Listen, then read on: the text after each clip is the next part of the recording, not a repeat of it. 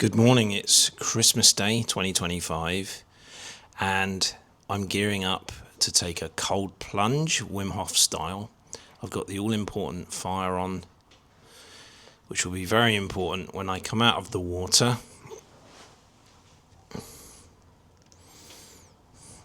To swing that temperature back from the cold to the hot, which is super good for you actually. In some of the colder countries like Scandinavia and Russia, they will maybe go in the sauna first, then jump into the frozen lake, and then go back in the sauna, hot, cold, hot, which is super good for circulation. This year, I'm having to get my brain really in gear to pluck up the courage to do this cold plunge, because I've fallen somewhat out of the habit of taking cold showers. How I would normally do it is just start off with a warm shower and then gradually turn it to cold and then start up the breathing and see how long I last in there. But I've just been really super lazy and cowardly throughout this year. But I always had in mind, regardless, to do a cold plunge at the end of the year. And really winter is the better time because it's much more of a mental challenge. It's much colder outside. The water is going to be freezing. And you just feel great doing it in the winter. So it's got to be done. I'm going to do it for sure. Just plucking up the courage and trying to get my brain in gear. Perhaps train on the bag for a little bit first so I can build up some body temperature, feel hot and sweaty, and that might make me more inclined to want to jump in the cold water. Now, it's really heartening to see that thanks to the efforts of Wim Hof primarily, that this thing has taken off. It's become such a phenomenon, this cold water plunges. And not just that, but people taking sovereignty of their own health, not deferring anymore to the big pharma companies and the doctors to try and dictate their health. And it's interesting just how long this scam has been going on. I just happened to watch the film The Fugitive again last night with the kids after many years. And it's exactly that topic. It's corruption of big corporations. And I think 2020 and the whole COVID thing was a massive wake-up call for many people who not only were able to see through the scam of forcing people to take medication, getting them hooked on medication, be it vaccines or pills. But also, it's become so apparent that the media has been lying as well to people, to the point where many people, including myself, have just almost completely ditched mainstream media. You might have a glance on there occasionally when you hear that something big has kicked off. But you know that they're pushing an agenda. And so the alternative media has just massively grown. And I dare say the alternative health. But what is also interesting to notice in the alternative health arena is that so many people are swinging back towards meat, fish, eggs, dairy products. In the past, I was not only a vegetarian, I also, for a good number of years, was a vegan. But these days, there's much more emphasis on animal products as a superfood. And it sort of makes sense when you consider people like the Inuit who live just on like whale blubber, seal, meat, fish. And there's absolutely almost zero possibility of growing any vegetables where they live. So And some of these guys live to way past 100 and they're in great health. It's important to point out, as other health gurus have, not that I'm claiming to be a health guru, but I'm pretty versed on the topic. But the statement that there's no one size fits all when it comes to diet. But one thing's for certain is that diet's linked to health. Anyway, the point I'm trying to make is that people have now a more of an open mind towards meat, fish, eggs being actually good for you rather than bad. The keto diet, in my case, that doesn't suit me, but I like to be mostly vegetarian with a little bit of meat, usually at the weekend. Like I say, one size fits all does not work, and that's why patented medications and vaccines are also not good. What I will say is that there is a time and a place for pharma and hospitals and all that. If you get damaged in an accident, you break bones, you need them. If you need a very powerful pain relief in that situation, you need them. In my case, I've been battling an ongoing skin condition, which I'm still trying to get to the bottom of, and I will get to the bottom of it. I did in the end cave in and go to the doctor, something that I hate doing and I never do normally because I believe in healing myself. And interestingly, I got directed to a drug called ivermectin. Now, I was in India this year and you can get it freely over the counter. Here you have to have a prescription, but it was a great excuse for me to get some ivermectin in me, and at the very least it would have cleared out any parasites. There's people saying linking ivermectin to curing cancer by destroying parasites, which is a really interesting topic of itself. So that's one example of a drug produced by Big Pharma that is good, and had they promoted it more during COVID instead of trying to make money on vaccines, I think things would have been a lot better. There's with people like Joe Rogan claiming that ivermectin cured his COVID within a day or two. I think he combined it with some other medications. I know I'm going to win eventually, and I'm going to cure it using natural means. Neem oil is one thing that I've been exploring, combining the neem oil with the tea tree oil. But I have starting to believe, because the ivermectin didn't work, that it's not a parasite in my skin. It's probably something going on internally. My body is just telling me something, and I just need to figure out what it's telling me and cure it at the root cause. I will crack that nut eventually. So I think that's the main thing that the COVID era has taught us, is that we should become sovereigns, self-sovereigns, sovereigns of ourselves, particularly in the matter of health. And there is a state in the US that's now completely banned all mandates, which is great. It's moving in the right direction. A medical mandate is a Dr. Mengele style of Nazism, and it benefits only corporate interests. And so things are moving in the good direction in America for sure, with RFK Jr. at the helm of the health politics there in America. Is for once a good politician doing good things and making inroads. So now I need to just get my head in gear for this cold plunge. Let's go and have a look at the cold tank that I built, and then take some steps towards plunging inside it. That's my pizza oven. So here's my cold plunger, and I built it using mostly scrap materials that my neighbour gave me. This wood panelling here was from some pine trees that they cut down.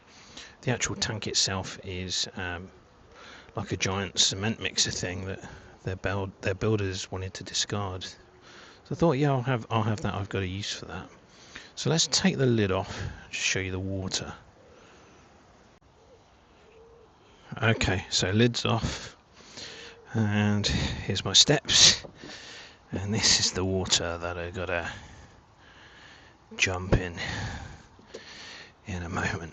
So wish me well with that. And I think the temperature today is about 3 degrees. So not super cold. I think it's getting colder next week, but still cold enough for it to be a challenge. This carpet down here used to be in good shape. It was like a synthetic material rug, but as you can see, it's got pretty manked up. So I'm going to lay some cardboard down here so that I've got something soft and clean to tread on when I get out, and I don't end up with all this like sawdust under my feet. I just weigh that down with some bottles and my dog's water bowl.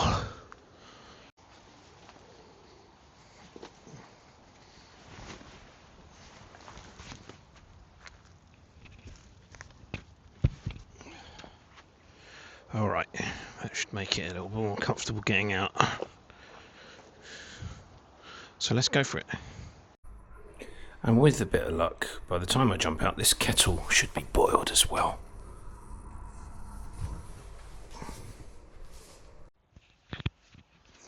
Okay, so I've done 5 rounds on the bag, which has raised my body temperature nicely. My challenge for tomorrow, Boxing Day, is going to be to take the MT10 out for a spin. Normally like to do that. Although I don't think I'm going to be going to London this year like I did last year, which was mental. But my cold challenge for today now is the plunge. The moment has arrived, so let's do this.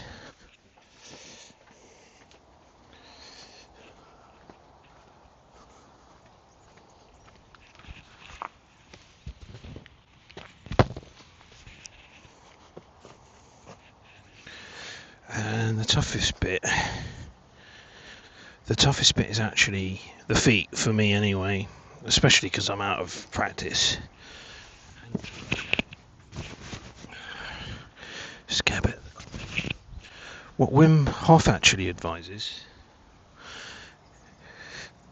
so that you don't get such pain in your feet, is that you dip your feet in first and acclimatise them. And I can tell you right now, that is damn cold. So let's try and acclimatise these feet, because that's just going to be the worst bit. It really is cold, man. It's a challenge. And it's actually pain, the feet, because I guess the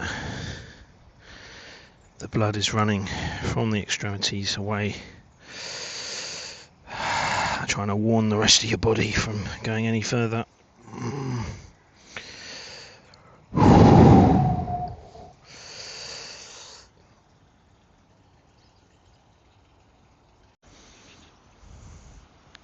All right, let's do this.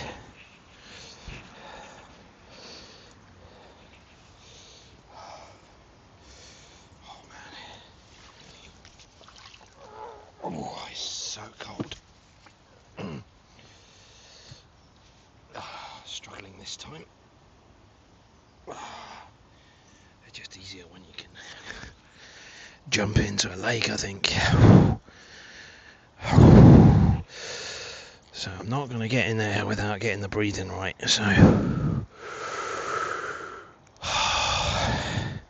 I think I'll get rid of this microphone because it's distracting me.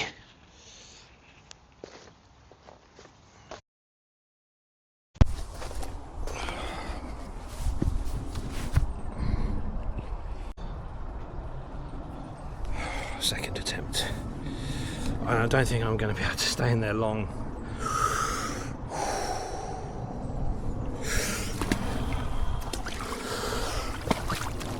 Oh, I'm in.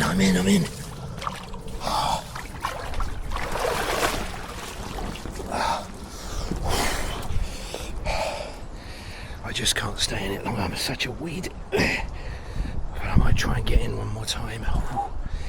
Yeah, for me, it's really the legs and the feet, the problem.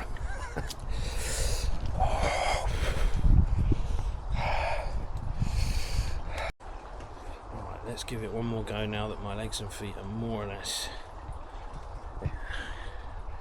understanding what's happening. Here we go.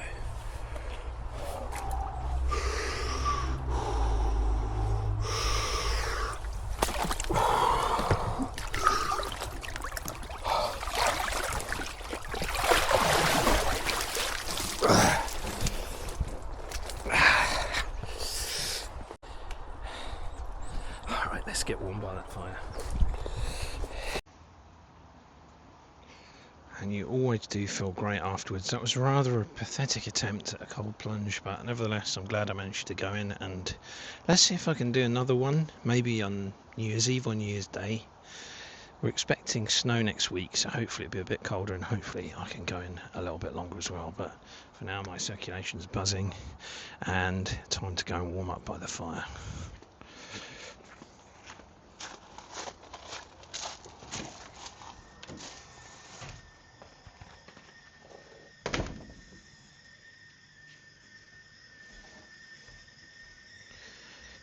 And that's perfect timing because the kettle is boiled.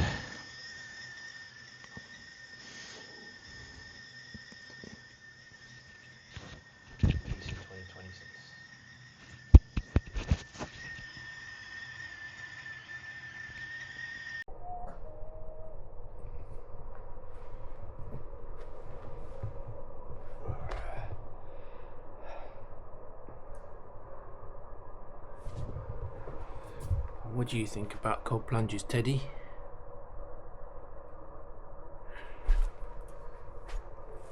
He's scared of the camera. Ciao. Ciao for now. Can I be your superhero? Superhero.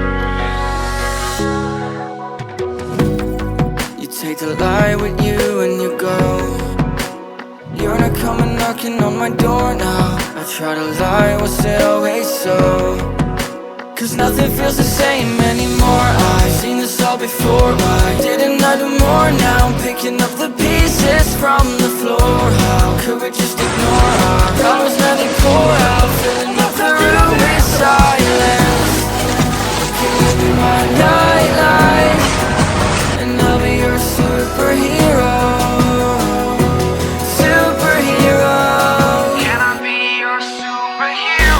Sorry if it's taking me a while. I'm trying to figure out who I am. The city lights are keeping me up at night, so I don't even bother going to bed. I'm tired of wasting away my time. I would give up everything to be near you. Oh, I miss the days when you were mine, but I can be your superhero.